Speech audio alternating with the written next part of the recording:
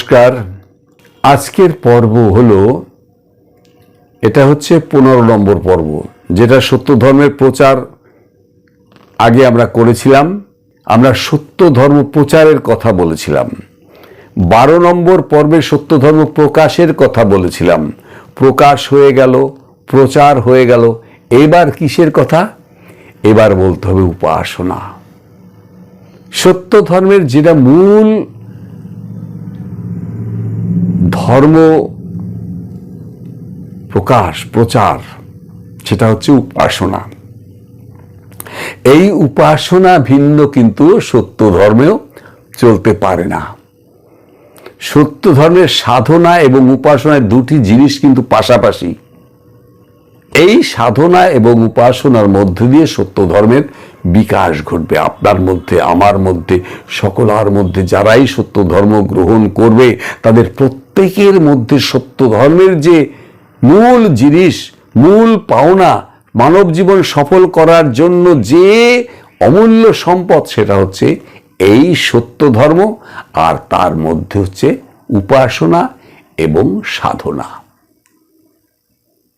উপাসনা সাধনা সম্বন্ধে আমরা ঠিক খুব ভালো জানি না, কিন্তু আমাদের জানতে হবে। সেই জানার জন্য এই পর্বটি আমরা আছি। উপাসনা পদ্ধতি এটা আমাদের কে দিল? এই উপাসনা সম্বন্ধে কে লিখবেন? দায়টা কার? দায়টা হচ্ছে মহাত্মা গুরুনাথের। আমার সামনে কিন্তু গুরুনাথের ফটো, তাই তাকে নমস্কার করছি। তো গুরুনাথের দায় দায়িত্ব পড়েছে সত্য ধর্ম কি করে নরনারীরা, সর্ব ধর্মের, সমস্ত বর্ণের, সমস্ত শ্রেণীর মানুষরা, হিন্দু মুসলিম খ্রিস্টান যেই হোক, সত্য ধর্ম গ্রহণ করলে সে কোন পথে চলবে, কোন নিয়মে তিনি উপাসনা করবেন, কোন নিয়মে সাধনা করবেন, তার একটা লিপিবদ্ধ ভাব অবস্থা তিনি নির্দিষ্ট করলেন কে? মহাত্মা গুরুনাথ স্বয়ং। কেন? এটা স্বাভাবিক। সত্য ধর্ম তিনি প্রকাশ করেছেন। সত্য ধর্মের উপাসনা কিভাবে করতে হবে, সত্য ধর্মের সাধনা কি করতে হবে, সত্য ধর্মের উন্নতি কি করতে হবে, কি করে মানুষ তার সাধনা বলে সে উন্নত হতে, উন্নত মানব থেকে মহামানব, মহামানব থেকে দেবত্ব, দেবত্ব থেকে মহত্ব অবস্থায় পৌঁছে যাবেন এবং পরম পিতার কাছে পৌঁছে যাবেন, সে ব্যবস্থার মধ্য দিয়ে হবে এই উপাসনা। এই উপাসনা বিষয়ে ভূমিকা এই যে মহাত্মা গুরুনাথ একমাত্র তার দায়িত্ব এখন যে উপাসনা পদ্ধতি লেখা, কি করে লিখবেন, কি করে এটাকে তিনি প্রচার করবেন, তার ব্যবস্থা।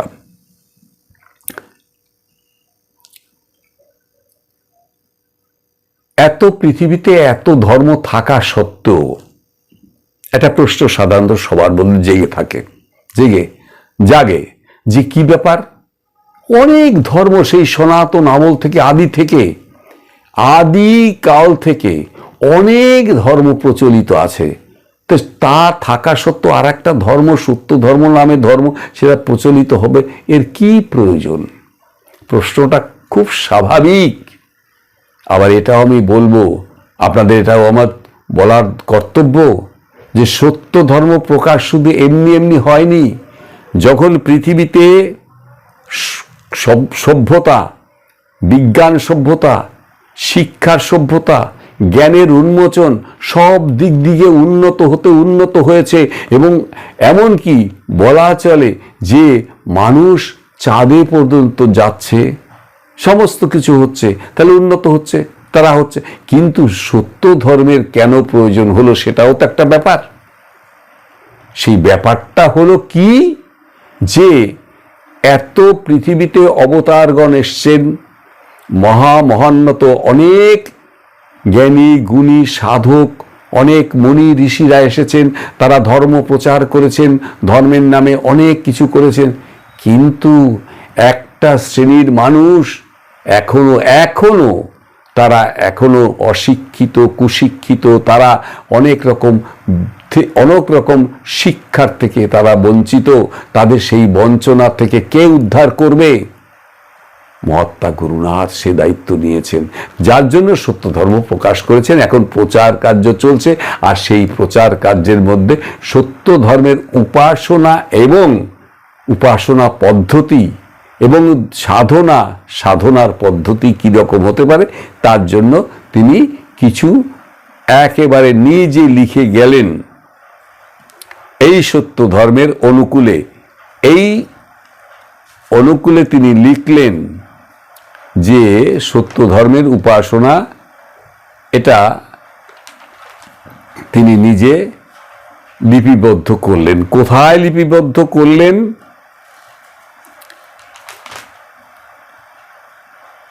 এটা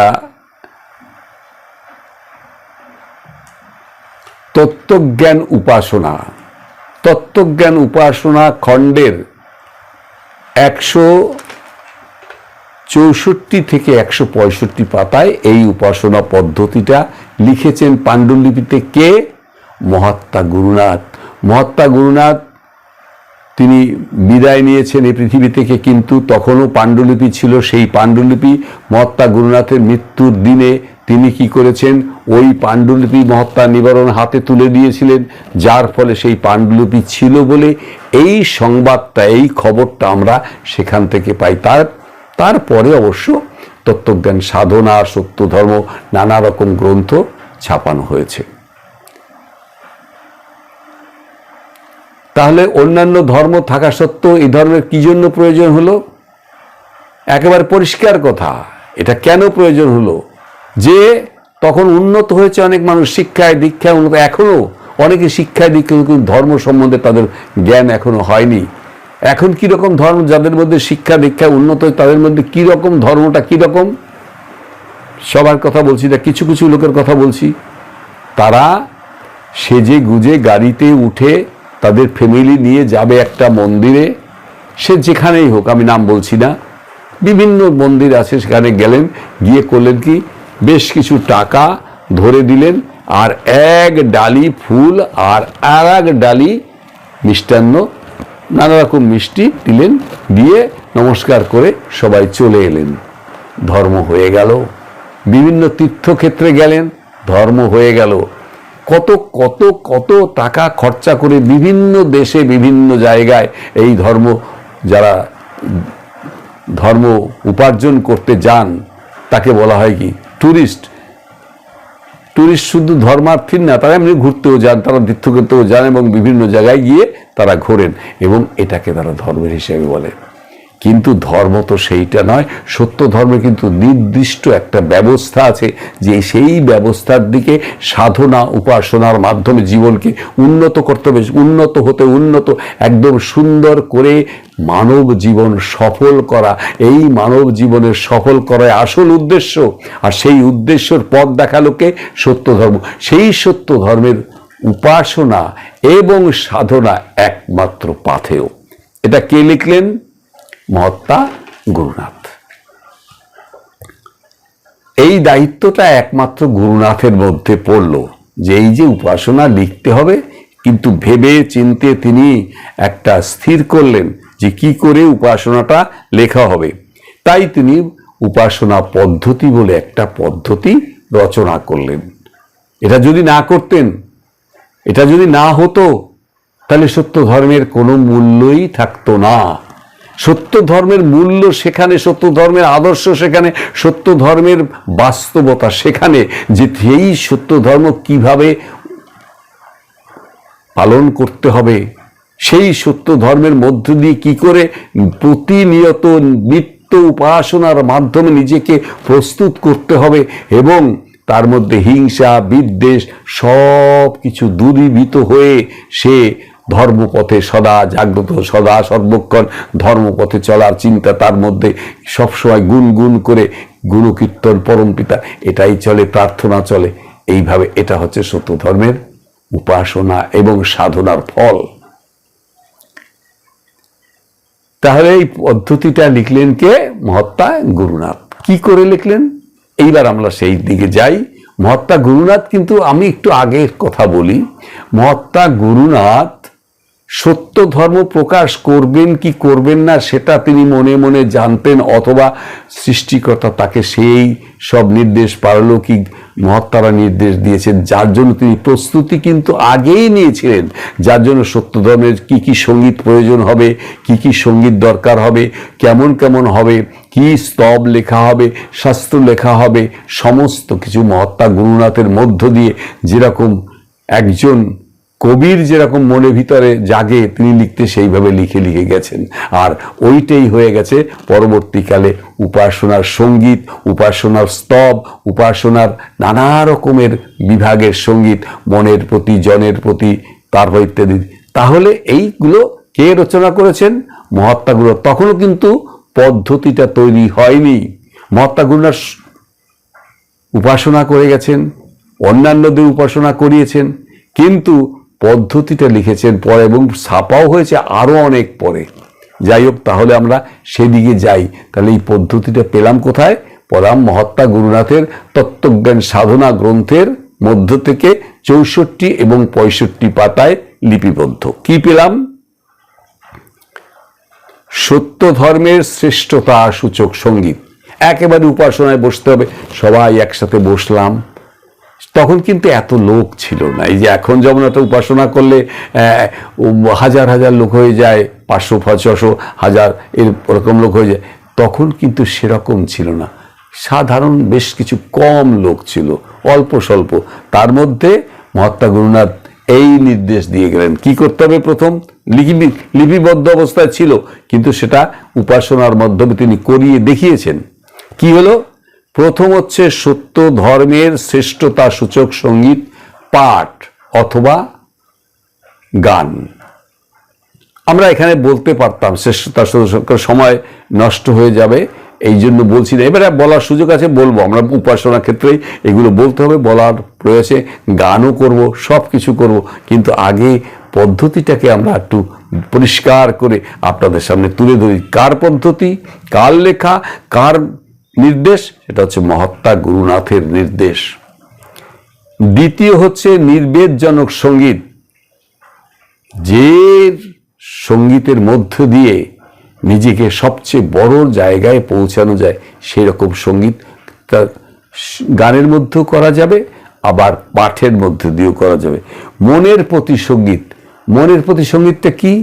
মনের প্রতি সঙ্গীত হলো, মনের প্রতি সঙ্গীত হচ্ছে এই যে যখন উপাসনায় বসবো, বা আমরা বসছি, বা আপনারা বসবেন, বা উপাসনায় যারা সত্য ধর্ম অবলম্বী তারা বসবে, তাদের কি করতে হবে? প্রথমেই খুব মনটাকে স্থির করে নিতে হবে, সুন্দর করে একেবারে নিবিড় করে বসতে হবে, অন্যদিকে মন গেলে চলবে না।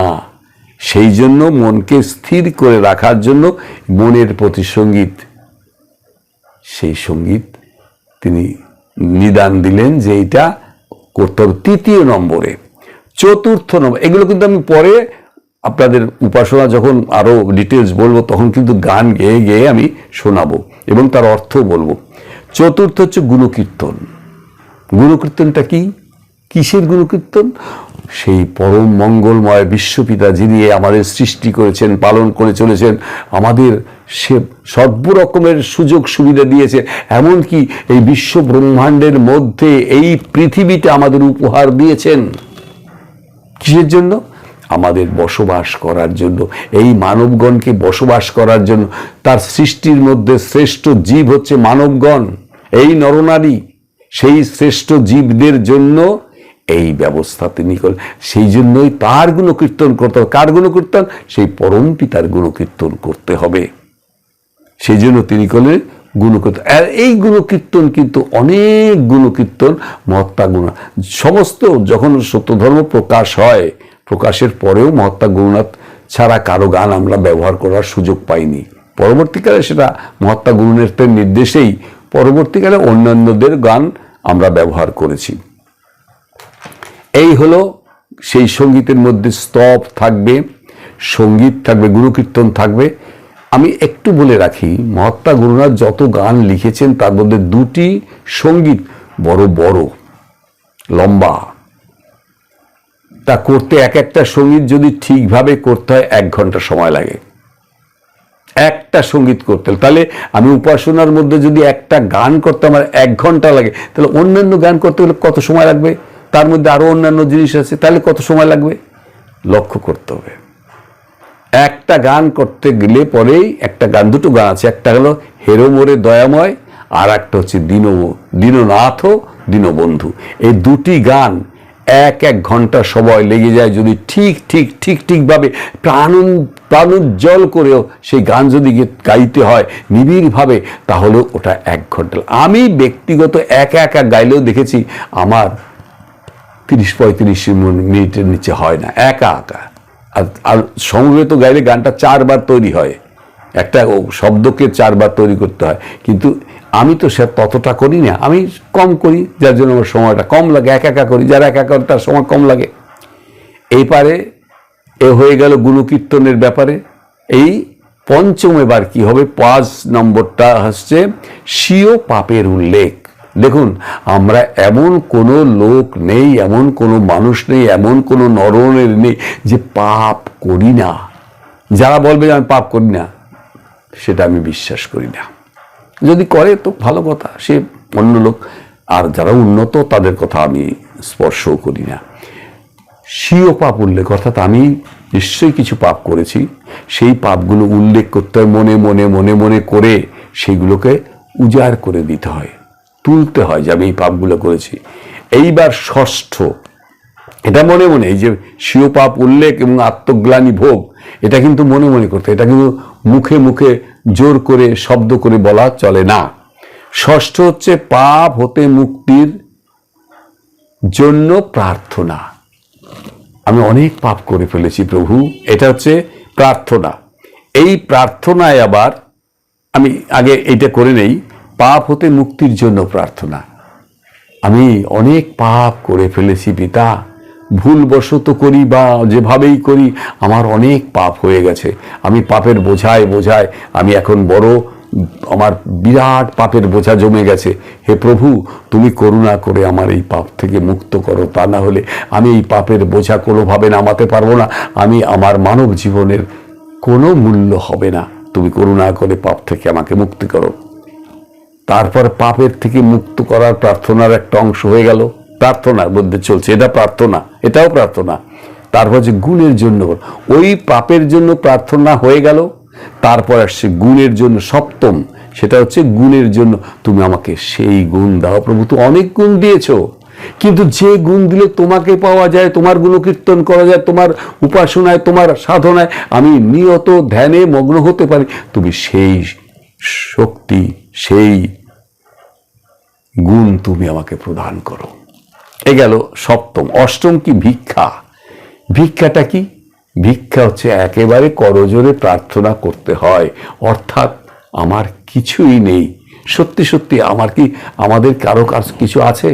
যা দিয়েছেন পরমপিতা দিয়েছেন, সেই পরমপিতার কাছে আরো চাইতে হবে, তুমি এমন কিছু দাও যাতে আমি আমার সত্য ধর্মকে আমি পালন করে চলতে পারি, সাধনা উপাসনায় উন্নত হয়ে আমি একজন সাধক হতে পারি, একজন পরম উন্নত মানুষ হতে পারি, এবং এই মানব জীবন সফল করতে। সেই ভিক্ষা তোমার কাছে চাই, তুমি আমাকে সেই ভিক্ষাটুকু দাও। এ গেল ভিক্ষা, অষ্টম পর্ব। এবার নবম কি হচ্ছে? ধ্যান। দেখুন, ধ্যান কিন্তু একটা বিরাট জিনিস। ধ্যানে যখন বসেন, অর্থাৎ মহাত্মা গুরুনাথ যখন ধ্যানে বসেন, আমি নিজে শুনেছি আমার বাবার কণ্ঠে, উপরতলায়, অর্থাৎ আমার দাদুর যে দোতলা, তার ঘরে আমার বাবা সেখানে প্রবেশ করতে পারতেন ছোট হলেও। তখন ধ্যান হতো, তখন কোনো শব্দ হতো না। মহাত্মা গুরুনাথ ধ্যানে বসছেন, তিনি ধ্যান করে যাচ্ছেন, পরম পিতাকে চিন্তা করতে ডুবে গেছেন। কতক্ষণ সময় লাগতো সেটার কোনো নির্দিষ্ট সময় ছিল না। এটাকে বলা হয় ধ্যান। কিসের ধ্যান? পরম পিতার ধ্যান। যিনি সৃষ্টিকর্তা, যিনি পালনকর্তা, যিনি রক্ষাকর্তা, যিনি এই বিশ্ব ব্রহ্মাণ্ডটা সৃষ্টি করলেন, সেই যে বিশাল রহস্য, সেই রহস্য নিয়ে চিন্তা। ওই যে অনন্ত বিশ্বে কত গ্রহ তারা নক্ষত্র সে জ্বলজ্বল করছে, আমরা কোটি কোটি গ্রহ, এইগুলো কে পরিচালনা করছে? সেই ধ্যান করতে করতে পরম পিতার কথা চিন্তা হবে। যতবারই যত চিন্তা করুন, এর পেছনে কি, এটা করলো কে, এটা কেন হলো, এইসব চিন্তা যত বাড়বে ততই পরম পিতার ধ্যান ততটা নিবিড় এবং গভীর হবে। এটা হলো ধ্যান। এই ধ্যান সাধারণ সময়ে, অল্প সময় হয় না। মহাত্মা গুরুনাথ যখন ধ্যান করতেন, অন্যান্য তার শিষ্যরা অনেক সময় বিরক্ত হতেন যে এতক্ষণ বসা যায়। যাই হোক, সে সময় কি হয়েছে না হয়েছে আমি জানি না, তবে আমার বাবার মুখে আমি কিন্তু শুনেছি। বাবা গুরুনাথকে দেখেছেন। ধ্যানের পরে কি আসে? দীক্ষাবীজ জপ। যে গুরুদেব যে দীক্ষা দিলেন এই ধর্মপথে চলার জন্য, সত্য ধর্মপথে চলার জন্য, তার কানে কানে যে বীজ মন্ত্র দিয়েছিলেন, সেই দীক্ষা বীজ তখন জপ করতে হয়। কত নম্বর? ওই ধ্যানের পরে 10ম নম্বর। ধ্যানের পরে কি হলো? দীক্ষা। দীক্ষার পরে কি হলো? এবার আবার 2-3টে গান আছে। এই গানগুলো গানেও করা যায় এবং এমনি পাঠও করা যায়। সেগুলো হচ্ছে কি? জগদীশ্বরের কৃপাময়ত্ব স্তব, এটা পাঠও করা যায়। জগদীশ্বরের কৃপাময়ত্ব সম্বন্ধে স্তব বা গান, এটা একটা। তার কৃপাময়ত্ব, পরমপিতার কি কৃপা, ভিন্ন কিছু সম্ভব না।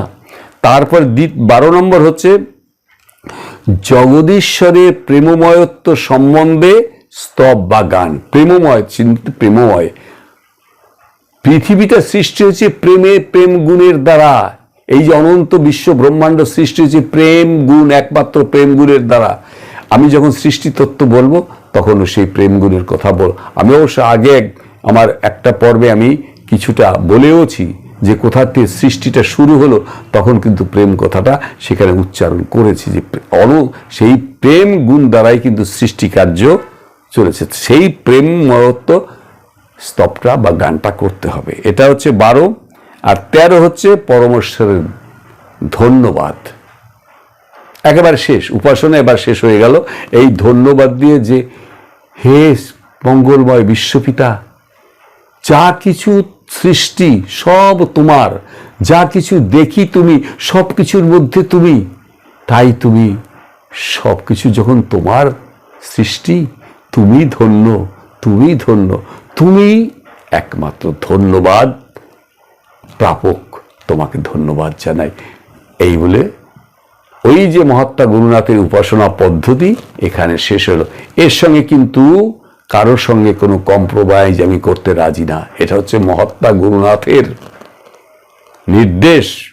এখন এটা পরবর্তীকাল কি হয়েছে না সেগুলো পরে আলোচনা করব, সেটা এখন নয়। এবার এই হলো মহাত্মা গুরুনাথের সত্য ধর্ম উপাসনার পদ্ধতি। এই পদ্ধতি যদি না পেতাম আমরা, সত্য ধর্ম পথে চলার মতো কিছুই আমাদের থাকতো না। আমরা সত্য ধর্ম পেলাম, কে কোনখান থেকে কোন গান কি করতো না করতো তার ঠিক ছিল, কিন্তু মহাত্মা গুরুনাথ একেবারে নির্দিষ্টভাবে তিনি লিখে গেলেন। তাহলে হলো কি? উপাসনা পদ্ধতি আমরা পেয়ে গেলাম। কিন্তু বর্তমানকালে আজ আমি বলছি, সত্য ধর্ম প্রকাশের আজকে 141 বছর পরে আমি এই কথাগুলো বলছি, 141 বছর পরে ঘটনা। তাহলে এখন আমি কি দেখছি? আমার জীবনে আমি কি দেখতে? আমি তো আরো অন্ততপক্ষে আমি আরো 80 বছর আগের মানুষ। তা আমি কি দেখেছি? এই উপাসনার সঙ্গে কি কি ছিল না, সেটার মধ্যে ছিল না ধ্বনি, যেটা এখন আছে। আমরা প্রথমেই কি করি? উপাসনায় বসে সবাই যখন একসঙ্গে সুন্দর হয়ে বসলাম, সেই বসে সবাই বন্দে পিতরমেকম 3 বার করে থাকি। তারপর কি করি? গুরু কৃপা হি কেবলম, ওটাও 3 বার করে থাকি। তাহলে বন্দে পিতরমেকম এই ধ্বনি ছিল না, ওটা হচ্ছে পরমেশ্বরের ধ্বনি। তারপরে গুরু ধ্বনি, এটা ছিল না। গুরু আহ্বান ছিল না, গুরু আহ্বানও কিন্তু তখন ছিল না। পরমেশ্বরের প্রণামও ছিল না। সত্য ধর্ম উপাসনায় আরেকটি বিশেষ ব্যবস্থা, যা মহাত্মা গুরুনাথের সত্য ধর্ম পদ্ধতিতে ছিল না। সেটি কি? সেটি হচ্ছে শাস্ত্রপাঠ। মহাত্মা নিবারণ চন্দ্র ওই যে ধ্যান, সেই ধ্যানের জায়গায় এই শাস্ত্রপাঠ ব্যবস্থাটা সত্য ধর্মে প্রচার বা প্রচলন করেন। এটাই হলো একটা বিশেষত্ব।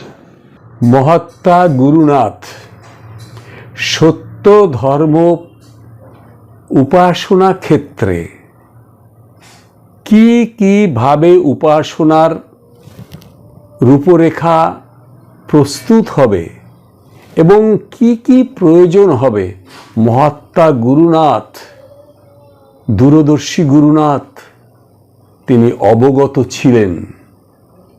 আর সেই জন্যই তিনি যে সকল সঙ্গীত একান্তভাবে প্রয়োজন হবে, যে সকল বিষয় সত্য ধর্ম উপাসনায় ক্রমিকভাবে লাগবে, সেটা তিনি পূর্বেই অবগত ছিলেন। তার জন্য তিনি সঙ্গীত রচনা করেন। আর সেই সঙ্গীতের মধ্যে সত্য ধর্মের শ্রেষ্ঠতা সূচক সঙ্গীতে তিনি একটি বিশেষ আবেদন রেখেছেন, লিখেছেন, হে পৃথিবীবাসীগণ, কেন হয়ে অচেতন ভুলিয়া রয়েছ সবে পতিত পাবনে?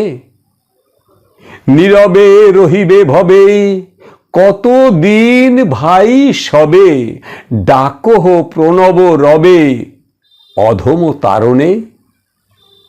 তিনি বিনা নাহি গতি, তিনি অগতির গতি, স্থির করি নিজ মতি ডাকো নিরন্তর। হে ধনী প্রকৃত ধনে, স্বর নাহে কি কারণে? না হয় অসার ধনে নিধন বারণ। যে ধনের কণা পেলে আনন্দে সকলে ফেলে, যাবে তুমি পরকালে করো তা স্মরণ। যে ধনের কণা পেলে আনন্দে সকলে ফেলে, যাবে তুমি পরকালে করো তা স্মরণ। বৈজ্ঞানিক ও বিজ্ঞানে অনন্ত সুখ বিধানে, নাহি পারে ইহা জেনে হও হে সত্তর। হে বীর বাহিরে বৈরী, নাসিবারে যত্নকারী, অন্তরে প্রবল অরি দর্শন করো। সর্বদা হতেছ জিত, তবু পরে পরাজিত, করিবারে করো জিদ এ বুদ্ধি কেমন? যে তোমারে করে জয়, তারে করো পরাজয়, তবে হবে সুখদয় শুনো বীরগণ। হে বুধ বিদ্যার তরে শরীর পাতন করে, অহর্নি শাস্ত্র করে করিছ ধারণ। অপরার সমুন্নতি অবশ্য বাঞ্ছিত অতি, পরা বিদ্যা কিন্তু গতি ভুলো না কখন। অপরার সমুন্নতি অবশ্য বাঞ্ছিত অতি, পরা বিদ্যা কিন্তু গতি ভুলো না কখন। হে ধার্মিক ধর্মধনে লোভিবারে সযতনে, বাধা দেয় ক্ষণে ক্ষণে যশের আশায়। ভুলে গিয়ে তাই যশে মজ মজ ধর্ম রসে, দুঃখ লৌকিক অযশে কিবা আছে হায়। লোক কাছে সুনিন্দিত, ঈশ কাছে অনিন্দিত, হেন মহত চরিত সুপজিত হয়।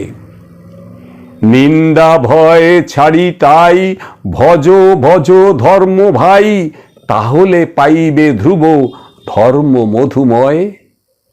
অতএব মিলি সবে বিভু নাম সুধা রবে, মত্ত হও মত্ত করো জগতের জনে। পাইবে নিস্তার তবে জনম সফল হবে, সে রবে নীরবে রবে দোষ অরিগণে। ধন্য হবে এই ভবে, পরে ধন্য হবে সবে, প্রেমানন্দ সুধা রসে মজিবে নিশ্চয়। অলভ্য ভাবিছ যারে, পাইবে সে মোক্ষ সারে, মজিলে সে সারাত সারে, ধ্রুব মুখ্য হয়। অলভ্য ভাবিছ যারে, পাইবে সে মোক্ষ সারে, মজিলে সে সারাত সারে, ধ্রুব মুখ্য হয়।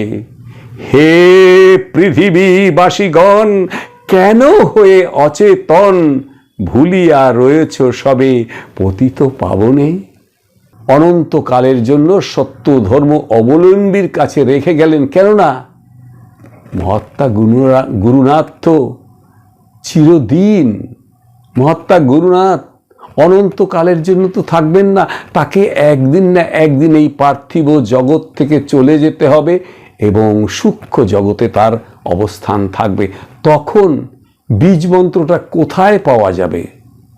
অনন্তকালের জন্য তাদের একটা বীজ মন্ত্র তিনি লিখে দিয়েছেন। কি সেই বীজ মন্ত্র? এটা কোথায় পাওয়া যাবে? সত্য ধর্ম গ্রন্থের 13 নম্বর পাতায় এই বীজ মন্ত্র স্পষ্টভাবে পাণ্ডুলিপিতে লিখেছিলেন, সেটাই সত্য ধর্ম গ্রন্থে মুদ্রিত হয়েছে। তিনি লিখেছেন বীজ মন্ত্রটি কি? ওং সত্যম পূর্ণমৃতং ওং। এর অর্থটা কি? এর অর্থ হলো মূলত চরম সত্য, অসীম পূর্ণতা এবং অমৃতত্বের প্রকাশ। এই পরম মঙ্গলময়, এই জন্য এই মন্ত্রটি যাতে সকলে উচ্চারণ করে, যদি কারো কাছ থেকে দীক্ষা না নেওয়ার সুযোগ থাকে তাহলে তখন তিনি কি করবেন? অনেকে তো সেরকম কাউকে পান না, তাই না পেলে তিনি একটাই কাজ করতেন, যে পরম দয়াল গুরুদেব তিনি নিজে এই মন্ত্রটি লিখেছেন এবং এটা সর্বসাধারণ ইচ্ছা করলেই ব্যবহার করতে পারে। এর জন্য কারো অনুমতি দরকার নেই, এটা মহাত্মা গুরুনাথ নিজে অনুমতি প্রদান করে দিয়েছেন। কি? আবার ব্যাপারটাকে, আবার বীজ মন্ত্রটাকে আরেকবার উচ্চারণ করি। ওং সত্যং পূর্ণমৃতং ওং।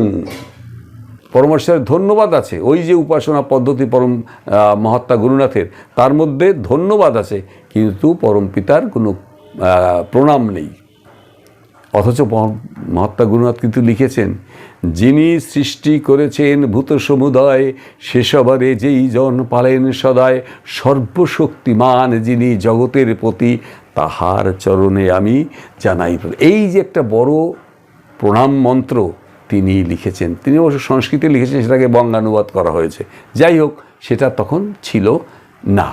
তাহলে এইগুলো ছিল না, পরবর্তীকালে সেটা কিভাবে সংযোজিত হয়েছে সে আলোচনা পরে করব। এটা এই আলোচনার মধ্যে আর গেলাম না। এবার বক্তব্য, মহাত্মা গুরুনাথ প্রকৃত আদর্শ ও উন্নত সাধক হওয়ার ফলে, কে উন্নত সাধক? মহাত্মা গুরুনাথ। তিনি উন্নত সাধক, তার মতো উন্নত সাধক তো আর নেই। তো তিনি কিভাবে উপাসনা করবেন না করবেন তার নিজস্ব একটা ব্যক্তিত্ব ছিল, সেইভাবে তিনি করেছেন। প্রথমে থেকেই সাধনার গভীরে অবস্থান করতেন। তার উপাসনা বলে, প্রথমে যখন উপাসনায় বসতেন, সে দুনিয়ার কিচ্ছু থাকতো না তার কাছে, সব স্তব্ধ, একেবারে উপাসনায় তিনি মগ্ন। সুতরাং সেই উন্নত মহাত্মা বা সাধকের দ্বারা উপাসনার মর্ম যখন তিনি মর্মে মর্মে উপলব্ধি করতে পেরেছিলেন, তেমনিভাবে সাধনা ও উপাসনার ভাব অনুযায়ী উপাসনার ক্রম নির্ধারণ তিনি করে দিলেন। ওই যে উপাসনা পদ্ধতিতে 13তম যে তিনি লিপিবদ্ধ করলেন নিয়ম, সেটাকে বলা হয় নর্মস। এই নর্মসটা কিন্তু তিনি তৈরি করে দিলেন। কাদের জন্য? ভবিষ্যতের সন্তান সন্ততি সত্য ধর্ম অবলম্বীদের জন্য। আমাদের আরও গভীরভাবে ভাবতে হবে, উপাসনার নিমিত্ত সঙ্গীত, স্তব ইত্যাদি এগুলো কিন্তু রচনা করেছেন মহাত্মা গুরুনাথ। পরবর্তীতে অনেক গীতিকারের গান আমরা ব্যবহার করি, অনেকের সঙ্গীত, অনেক মহাত্মাদের গান আমরা ব্যবহার করে থাকি, সেটা পরের ঘটনা, কিন্তু মহাত্মা গুরুনাথের আমলে ওটাই ছিল। সত্য ধর্মের উপাসনার জন্য যা যা একান্ত প্রয়োজন মহাত্মা গুরুনাথ নির্দিষ্টভাবে খুব চিন্তা ভাবনা করে তিনি ওই পদ্ধতি লিখেছিলেন। এটা হলো সত্য ধর্মের উপাসনা পদ্ধতি। বলতে গেলে আরও অনেক কথা বলা যায়, আমি আর বেশি বলবো না।